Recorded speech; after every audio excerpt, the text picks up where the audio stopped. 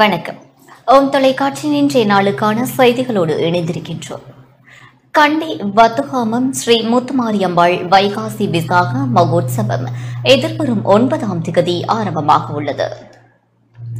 கண்டி வத்துகாமம் ஸ்ரீ முத்துமாரியம்பாள் தேவஸ்தான வைகாசி விசாக மகோத்சவம் எதிர்வரும் 9ஆம் திகதி கொடியேற்றத்துடன் ஆரம்பமாக உள்ளது. வைகாசி விசாகத்தன்று பஞ்சரத பவனி, தேர் திருவிழா என்பனவும், மறுநாள் பௌர்ணமியில் தீர்த்த உற்சவம் இடம்பெற்று இரவு கொடியிறக்கமும் நடைபெறவுள்ளது. சர்வதேச இந்து மத குருபீடாதிபதி சபரிமலை குரு முதல்வர் மகாராஜ ராஜகுரு ஸ்ரீ ஐயப்பதாச சாம்பசிவ சிவாச்சாரியார் தலைமையில் வைகாசி விசாக மகோத்சவம் நடைபெறவுள்ளது.